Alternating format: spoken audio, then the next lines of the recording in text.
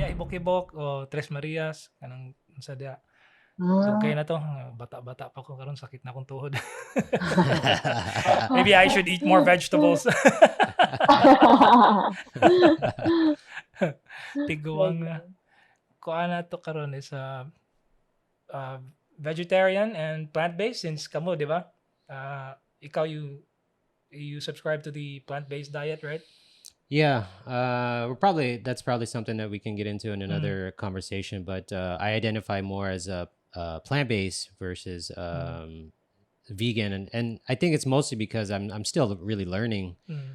about the mhm. different definitions of, because just like everything else, there's so many layers to it, right? Yeah, There yeah, within veganism, there's different categories of, there's like yeah, fruitarians, exactly. there's all raw, Uh, high Yeah. carb, low Whole carb, high food. fat, low carb, mm, so it's definitely a learning process for me. And I've told Papaloy before that I kind of got into it for more like selfish reason, right? It was like mm, more health reasons, and that's why I Mm. always admire the vegans who do it more for the animals. And I think that's where you're coming from, Agnes. Is that correct? Yes, Vegan side. definitely. mm, Yeah, maybe it would help just to establish sa atong mga igsoon din sa Philippines, mm. kind of what is that practice mean to you to be vegan? Veganism here in the Philippines is all about trying to make things work for all living creatures. It's not just about the food, it's not just about the clothing, or it's not just about even like the way we talk or speak with other people. It's all about really trying to make every living creature survive Mm. So basically, like because we giving. can't Go ahead. Sorry. because we can't impose on other people who are who are um, consuming animal products for sustenance. We can't impose that to them, but if we can help them understand why it's necessary to avoid using animal products from big um, from big companies, that's a huge step already. Mm. Hmm. Yes. And when you mentioned the imposing part, were you kind of hinting to what some refer to as like the militant vegans or like the extreme vegans? Like what a The one picketing outside McDonald's, the fast food chains. Yeah, there's a lot of issues regarding that. Mm. It's it's not the way to do it. it's I not wouldn't okay. really recommend doing that. Yeah, that story definitely sounds familiar. I think we all Yeah. know something called religion. Yeah. Trying to impose your way. I mean, that didn't seem like a very Yeah. compassionate way to approach preaching something Yeah. that Yeah. you believe to be true. Yeah, I like the way how Mhm. you framed it though. Communication, like making people understand why I chose this lifestyle, why this is Mhm. important now, especially. I mean, if I'm not mistaken, some people blame the whole pandemic to human beings' encroachment to nature or treatment, how we disregard everything. It's just all about us and us. So it's nice to have a conversation about that. I'm not vegan, but I'm willing to listen, and I may not agree with every principle there, but I like exploring ideas. That's one thing for sure. And I think, yeah, I like how Yeah. the way you framed it, just communication, letting each other understand our point of views. From your end, being vegan, or Papa Ben here, being a plant based. What's the difference anyway? I've always asked you that, but I still haven't really wrapped my head around it. Being plant based or just strictly vegan, is it this kind of the same? Yeah, did you wanna go for that one, Agnes? What's the Yeah, difference? when we say you're plant-based, that's that's mostly your diet. Like all of your food sources are made of plants. Hmm. But when we say vegan, that's more of um, more of like a philosophy that Mm. in everything, or like in most things that you do, you don't harm animals, or Okay. you only consume goods that are that did not um, consume or exploit or abuse Mm. any living being. Mm. So so when we say plant-based, it's mostly just the diet. Okay. So the That's diet is the key word the there. I see. All right. yes. Thank you for that.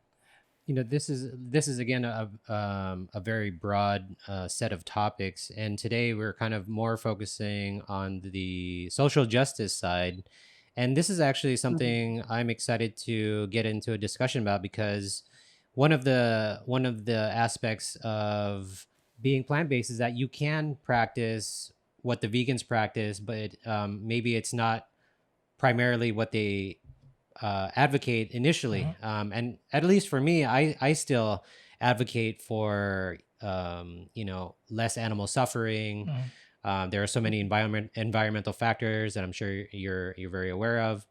But this social justice aspect is definitely new for me, and I'm still learning about this. And so that's why I'm excited about this discussion today. And I'm sure a lot of our brothers and sisters here in the Philippines are definitely new to this as well, because you can see dead carcasses on the side of the road everywhere around the city.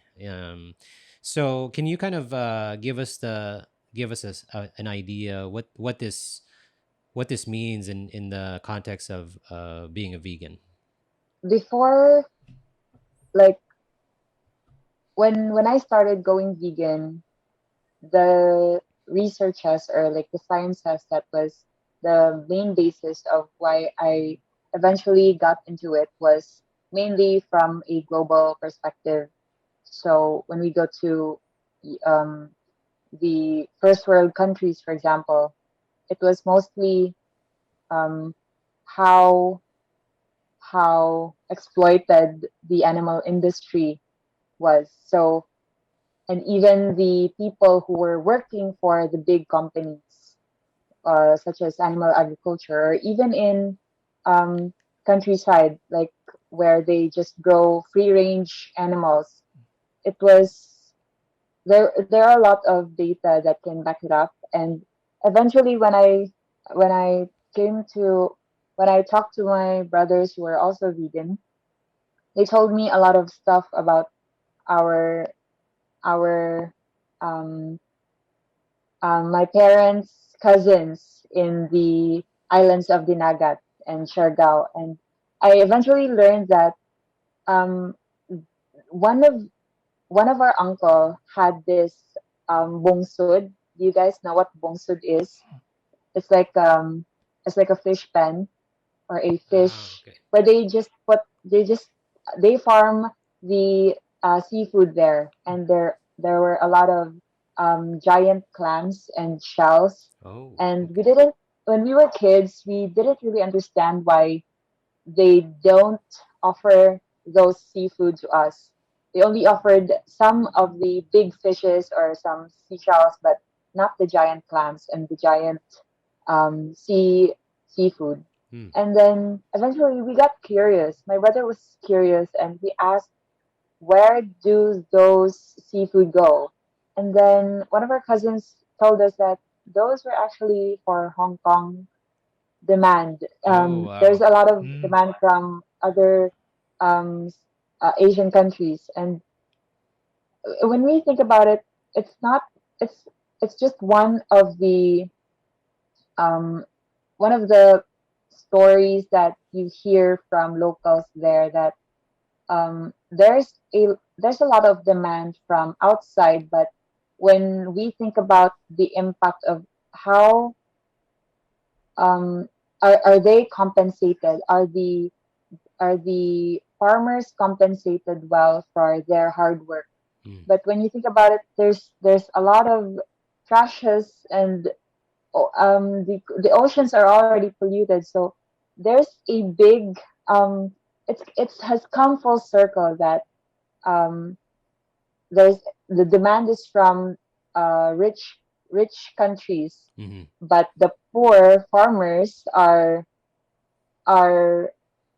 compensated a bit, but not to the point where their livelihood are uplifted, or they can experience good education and proper healthcare, and Right. they don't even their oceans are even more exploited because the same rich people who demanded the seafood Mm. are also producing plastic waste to the oceans. So it's it's a loose it's a loose end. Yes. So that's one of the um, impact of animal agriculture just in the aquatic resources. And if you go to animal agriculture, like the farming or the pork and beef and dairy, it's it's another huge issue where a lot of workers or slaughterhouse workers are also exploited. When you go to sites where, um, like in US, for example, there are a lot of workers there who are Black and Native Americans who have been working so hard for their sustenance and it's all their culture. And when when tourists or um, foreigners go to their places, it becomes an exotic thing, and eventually they market it to the global scale, and eventually it will become a commercialized product. So it's not like they just portray it to be something special, but the tourists or the foreigners are the ones making huge amount of money Mm. out of those Native Americans' culture, and that's one thing that where the injustice happens because the the people who are already at the level who can have access with healthcare and education exploit those minorities. So that's where the social injustice happens. Mm. I'm curious though, if you don't mind me asking, were you always like this in your childhood, like animal lover? You care about animals. So was there like a specific turning point in your life that led you to this path, being a vegetarian or let's just say an advocate for animal rights and so on? Yeah, actually, but I Mm. wasn't more of a an animal um, advocate. I was just enjoying nature because Mm-hmm. I grew up in Surigao City, and my mom was from Siargao, Siargao Islands. It's a small island, Yeah, I've been there once. and Beautiful place. my dad, Mm. yeah, and my dad is also from Dinagat Island. So every summer or even during school breaks, we go there, and of course we enjoy the fresh waters, the clean, the clear corals, the reefs, and it breaks my heart every time I see plastic straws, Mm. Mm. plastic waste all around the shore. So it's really, and of course there's Disney. There's Disney movies where animals are portrayed to have these Mm. characteristics and personalities, where you get to learn how to love the animals or the living creatures that don't have a voice. And of course, there's also, like when we're kids, we do a lot of experiment or adventures in the nature, and that was pre before Wi-Fi existed. And then eventually, my it was my brother who told me, um, if I was given a choice whether to continue eating pork or and call myself an animal lover, because Mm. we have 5 dogs, and he was the one who told me, like, would you eat our dog Awesome, because our dog is named Awesome. And I was like, why would I eat him? No. If you continue eating pork, then maybe it's okay also for you to eat Yeah, yeah. Awesome. Like, no, like they're the same. They have 4 legs, they have a heart, They have the tail, they have eyes, they have feelings. Mhm. And I was like, what about plants? They also have feelings. Like, and he went like, no, they are not sentient because they don't have a nervous system Yeah, and right. they don't feel pain. Yeah. Probably And I was like, the distinction would what? be they don't have any pain receptors. Am I correct, Papa Ben? Plants. As far as Mhm. yeah, Yeah, yeah. the plants, I That would think probably be one of the arguments for that is that plants don't have pain Mhm. receptors. yeah, Yeah. that's where the arguments get a little like into the technical side. Mm, Like when I first started getting into plant-based lifestyle, there was a lot of talk about do are oysters vegan? And I'm sure you've heard that, Agnes, is like our oysters vegan, and there was like, people were making arguments about why vegans can have oysters, or because they technically don't have a brain or something mm, like that, mm. right? And I think to go back on one thing that you touched on, Agnes, about the exportation of our local marine life, there's an injustice there, because an injustice is when someone gets something that they don't deserve. And I'm not saying that people don't deserve our exported goods, or people don't deserve the money that comes from exporting, but we have to realize that our oceans are becoming depleted because of massive fishing practices, like I forget what they call it, but they basically Panic just like fishing. shovel the ocean, Mm. right, with like ginormous nets, and the bottom marine life at the floor of the sea are being affected, right? And Yeah. those include the coral life, everything that depends on the coral life. And so that's an injustice, right? Because our natural resources are becoming ruined. And Mm. you don't just see that in the oceans, you see that in our mountainsides, our forests. I think it was like back in 2015 or 16, something like that, our forests were already 80% depleted. Wow. And that's Really? that's crazy. I mean, all you have to do, like, drive through Bukidnon, Mm. right? You can drive for 4 hours through Bukidnon and you will not see a forest. And that is the mountain. Yeah. So where did all that go, right? I mean, so that's an injustice, right? To not just the local wildlife, but to us as the people who depend on Mm. that land. Um, so, and then I think you touched on a little bit also about the wages, and that's an issue as well. I'm not familiar with what fishermen get paid. I doubt it's very much, though, Mm. because I know we can vouch for like coconut, Yeah, yeah. mga Since manakaay. We we have farm coconuts too, yeah, we so have they get paid at the highest 15 pesos per tree. Okay, per yeah. tree. It used to be 7 It used to be 7, per and tree. Try climbing a coconut tree for 7 pesos per okay, coconut tree. imagine you are going up like 20 meters, Yeah. 30 meters. Some of them are like almost 100 years old, and they're Yeah. like still climbing them. They're like 50 meters in the Those people are sky hardcore, man. for I'm telling you. 15 pesos. It's insane.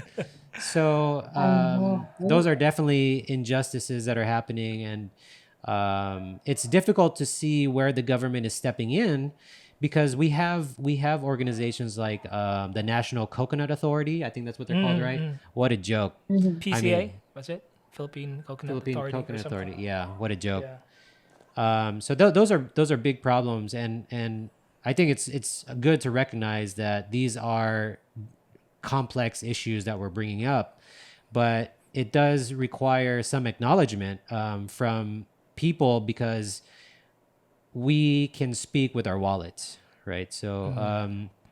when you speak of these injustices here, Agnes, like, um, what is it that you feel that our fellow Filipinos can do about something that is so deeply ingrained, maybe in culture, in government, the lack of government involvement? Like, what would you say to someone who says, "Well, what do I do? I'm just, Mm. I'm just one person."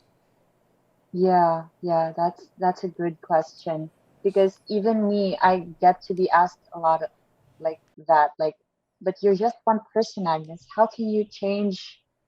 How can you help climate crisis when you're just one person? But all it really takes is like thinking about one plastic straw. Imagine how often you get to drink using one plastic straw in a year. And imagine how many of you, like the other customers in a coffee shop, for example, have been using one plastic straw. So you don't actually just think about what your own impact is or how you consume, but think about the bigger picture.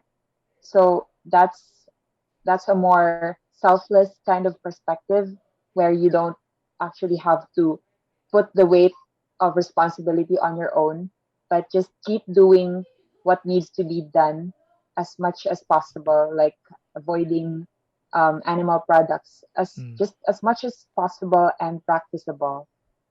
Because I myself, if I'm in a situation where I don't have a lot of choice, like for example, this weekend when I was in Macamigan, um, I wasn't able to bring my own tofu or vegan meat. So I had to consume what was offered by the host. Mm. So all they had was fresh tanigi or the white fish because Mm. that's all they had. And then they also had native chicken. And I was like, between yampo pork or native chicken, I'll just eat the native chicken because that's less fat. Okay, But it okay. was more of like, if it's healthier, then okay. Mm. Mm. If it's cruelty free, then better. Sure, sure, sure. Yeah, Just that. it must be difficult too. I mean, just constantly thinking about the problem of the humanity of the world. I mean, in one of your videos, so for the I listeners, just know. FYI, Agnes is a YouTube channel. We'll post the link below later on. But in one of your videos, you talked about compassion fatigue. I was listening to it, which was quite interesting. So how do you deal with that? Like constantly just thinking about the problems of humanity, the world, animals. Does it stress you out? So in one of your videos, you Yes. tackle that. But can we expand on that a little bit? Okay.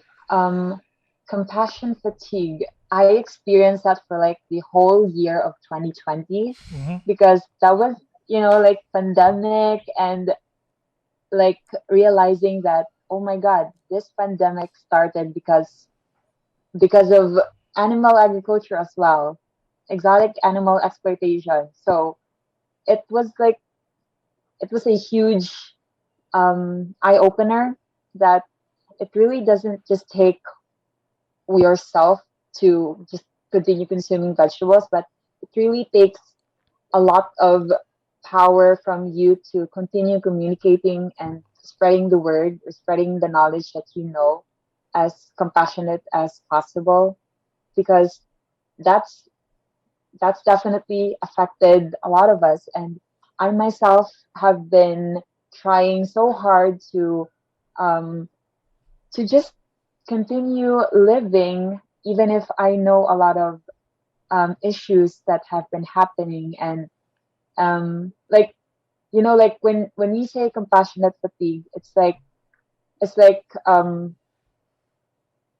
the best example, I guess, is when you're someone who has resources and there are people who are passing by your place who keep begging for your resources, and if you can spare a coin or 100 pesos or something, and of course there's a limit to your kindness, right? So Mm. when you're vegan and you get to see a lot of people who continue exploiting or continue abusing or romanticizing how juicy or how tasty pork belly is, and you're aware that it can actually cause cancers and strokes and other diseases, um and even like the seafood or any exotic food, it will really drain you how hard it is to actually like continue sharing the news. And oh my God, it's but all I can do is like just okay, I'm just gonna take care of myself.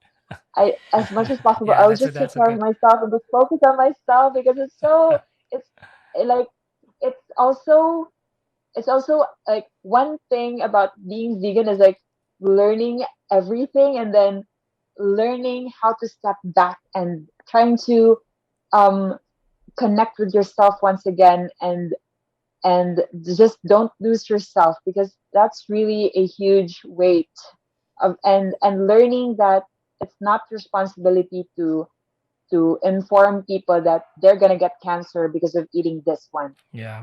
It's really up to them. Yeah, for It's, some you people don't that have meat is to to die for. expect.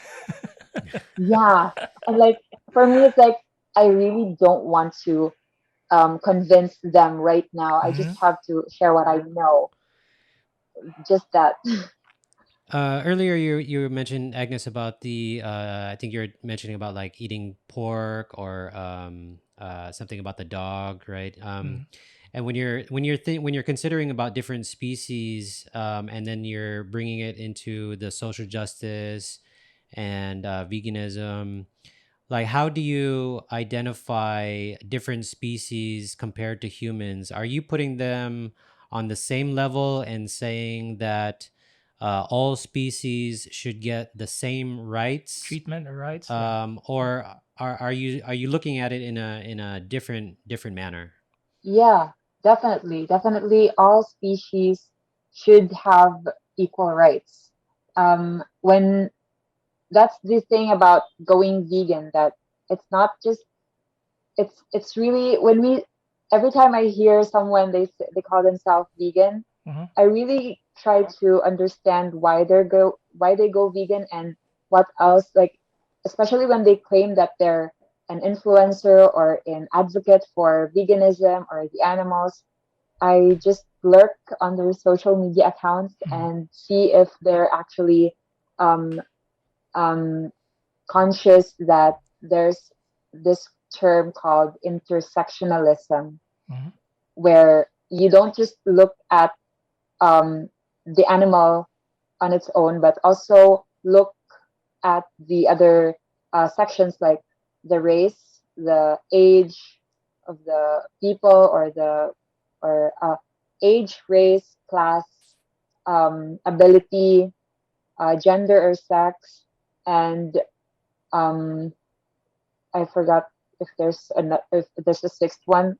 Um, there are a few sections that you have to study, that everyone should have equal rights, should experience the life that we're actually made to live for. Mhm. So that's basically it. So it's kind of like the philosophy behind, but not all vegans have adapt that philosophy, or it goes across the board. The intersectionalism. Yeah, I'm Yeah, not not a too lot of familiar with it. vegans know that. I see. Yeah, Yeah, it's a hard. and I like the term. Mhm. Oh, I go. okay, I'm sorry. Go go ahead. ahead. Okay. It's a actually a deeper um it's actually a deeper topic to dive into, because um I only learned this when I was following feminist accounts and vegan accounts, and that's where I learned that there are actually a lot of Black Americans or Native Americans who advocate for this. Hmm.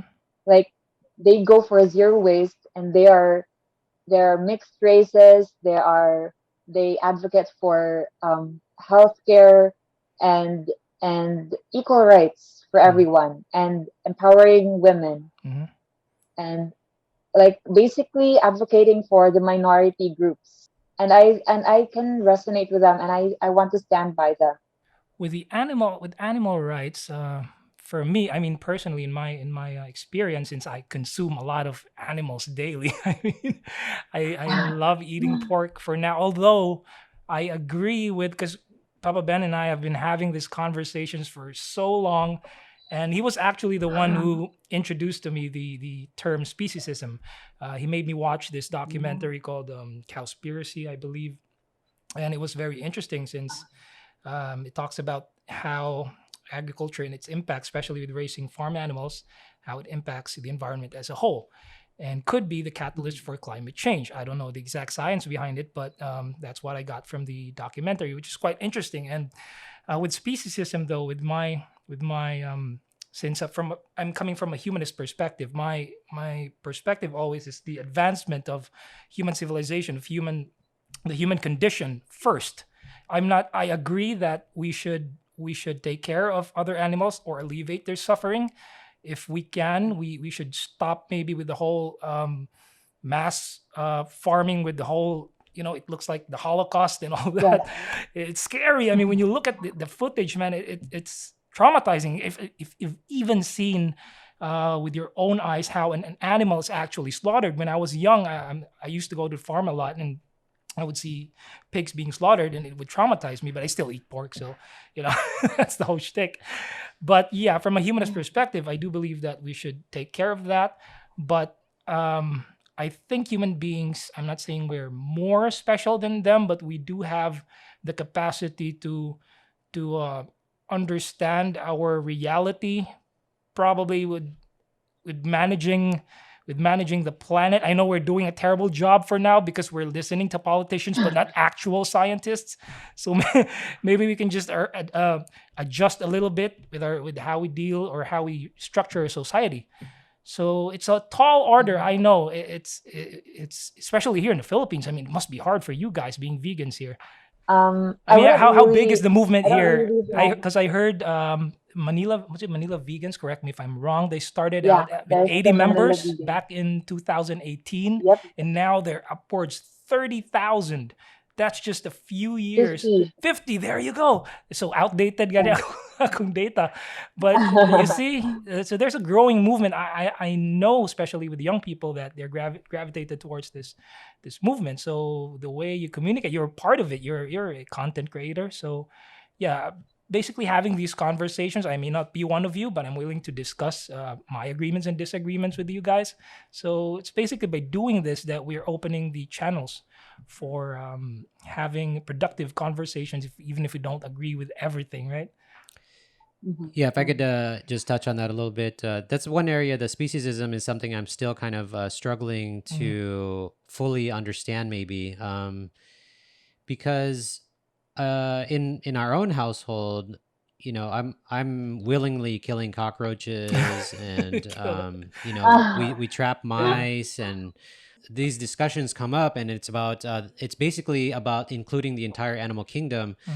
So I don't know, for you, Agnes, like, do you feel like you're contradicting at all, like the vegan practice, when like I can't share my food with a cockroach. Like, I'm just not willing to do that, right? So, and I know that Hand people, feed them like yeah, that. I'm not bringing that up because to like make fun of the vegans that Yeah. do, and I know that there are people that do that. Mhm. I've been in I've joined many Facebook groups before, and people will show pictures of themselves like sharing their sandwich, and for me, I just can't do that. Like, that's not in my. I'm not compassionate enough, I guess, but Mhm. like, what do you say to those people who make that argument, like, well, what about the rats and the cockroaches, and when you Yeah. farm you're technically killing worms Mhm. and all kinds of species that Burrowing animals, actually maybe. they Yeah. exist in the animal kingdom, I Uh-huh. think, is the ultimate argument there. So Mm. do you have a stance on that area, because that's still a little tough for me. Well, for me too, I really don't like cockroaches. I think that's one of the biggest, the hardest thing to do, Mm. to just leave them in your bedroom or your bathroom. It's really hard because you know that they pry on bacteria. Yeah, They yeah. live They carry a lot of on those. bacteria. Yeah. So they're carrying the bacteria, Mm. and it can cause a lot of things in your home, in your household, especially when you're when you're when you're super clean, like Monica clean. Yeah. And I it's also hard for me, but Mm. definitely every time I see a mouse, or even like spiders or bugs or Mm. even cockroaches, when they get to when I can see that they really want to escape, I let them escape. I see. I Mm. make them escape. Okay. Just Even if I'm sleepy, I just have to make them escape and just let them live their life. Yeah, I did it Just once with don't, a rat. just don't It bug was trapped me. in a cage. I didn't know what to do Really? with it. It's like, I don't want to kill this man. I mean, but my brother goes like Yeah, because full it's on hard metal if on they it. get Just to drown bite it. us. Because I already had experience of getting a bite from cockroach I see. Yeah. when I was a Mm, kid, and okay. it's huge, and it's, oh my God, I can't imagine. And for some though, it's also one of the speciesist kind of question is also like keeping pets. Mm, Yeah. Like, yeah. why should you, why would you call rats or mouse A filthy pest. or disgusting when yeah, pest, when you're keeping a dog? And how is that different from how are they different, and how is it, how is keeping a pet different from farming animals? Mm-hmm. Mm-hmm. And for me, it's like, no, that's not that's not really the case anymore, Mm. because dogs and cats are domesticated now, and it's that the best thing to do right now is actually just to adopt and give them the best life that they could live. That's why we have sanctuaries. That's also one of the answers when people ask me, so what if the whole world will go vegan? Where do the birds, the chickens, the cows go? Yeah. Or like, what are they gonna do now? So Sure. we're just gonna be eating plants now. And obviously the answer would be, well, actually the same, there's an excessive amount of plants that are grown just to feed cows Mm. and porks and other animal products that the first world countries consume. Yeah. And if you cut that tie, like from the animal product, animal agriculture to humans, if you cut that tie and just let them live on their own, have a sanctuary, just let them grow, and and switch the animal agriculture into plant agriculture, we can actually feed the countries that are experiencing famine. There's actually I can share the link later. Hmm. Sure. Um, there's this term called degrowth. Have you guys heard of that? No. Not familiar. No. Degrowth. It's it's like it's just degrowing, or like instead of trying to moving the goalposts to become richer or become Mm. more metropolized or Mm-hmm. develop a community, it's not the opposite, but it's not aiming to grow a community. Instead, it's just going to feed every living person or creature the sustenance that they need, and not spend more than the the not spend more than necessary. I can also share another link on that. Yes. It's a very interesting concept to address this crisis that we're experiencing, especially on climate and pandemic, Yeah. those kinds of stuff. Yeah, I'd be interested to hear about that, learn about that. I mean, I've been listening to a lot of YouTubers, not just from my own group, but Earthling Ed. You're probably familiar with him, Papa Yeah, Ben. Yeah, I've been listening to that guy. He's pretty cool. Yeah, and he's very calm. I like the yep. way he explains, although I don't agree with everything, but I like the having that kind of the way he communicates though. So there's Mhm. one, and you could probably recommend that one if anyone is interested in learning about veganism or Mhm. whatnot. Yeah, Yeah, it looks like we're coming close to end of our time with you, Agnes. it's 40 minutes already. Yeah. Last question, Agnes, on Papaloy is curious Okay. about the aspect of hunting and to know what you feel about how do you explain that? Oh yeah, with no, it was just something that I've been listening from both sides though, because I'm still on the fence on this one.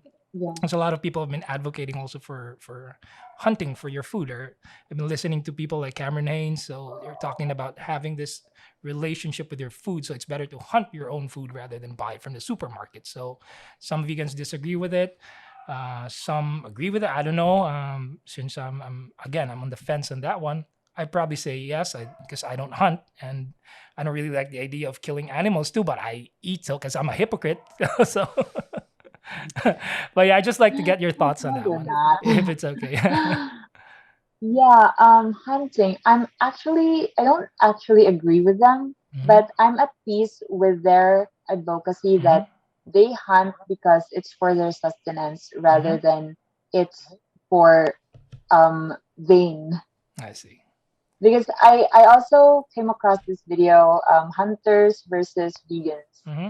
and an omnivore, and they had this conversation that was so fruitful, and it was their sides were very well um, elaborated, articulated, and I I I can I can understand why they hunt, Hmm. but I don't agree that they have to kill an innocent being because they want to survive. It's more of like, for me as a vegan, it's more like that's kind of egotistic. I Hmm. mean, you can thrive on plants too, something like that. I see. But I don't want to like make them like just eat plants. I I see. can't really do that. That's really not the way to do it. Yeah, So yeah, that's my stand on them. I see. So yeah, thank you for that. I appreciate that. So yeah, I guess it's nice that we examine our stance, our points of view, our lifestyle. I think correct me if I'm wrong. It was Socrates who said once said the unexamined life is not worth living. So it's good to have these conversations. And thank you very much, Agnes. I really appreciate it. I mean, I learned a lot from you guys, Papa Ben, and you as well. I hope maybe we can continue this conversation in the future, having more of these opposing views, but we're not really arguing or opposing. We're just communicating. Yeah, I Yeah. think that's how people should Yep. conduct themselves, especially with politics nowadays. So Yeah, yeah, there's a lot that we can learn definitely. from each other, right? Yeah. Did you have any Yes. closing statements or anything else you wanted to say, Agnes, before we close it out? Hmm. Nothing really. I just want to promote my own YouTube channel. Yeah. Yeah. Please If do. you guys Go wanna ahead. Yeah. follow me, subscribe me, my YouTube channel is just me, my name, Agnes Carmela on YouTube. You can look it up, and also check out my Instagram because I share some tips on surviving or thriving to become vegan here in the All Philippines. right. All right. Thank you so much, Agnes. Appreciate your time. Yep. And thank you for joining us here at Yeah, you're Tatay Time. welcome. You guys are Yeah. so great. Thank you. Thank you. So are you. So I'll yeah. definitely share this with my friends. So yeah, want to close it out, Papa Ben?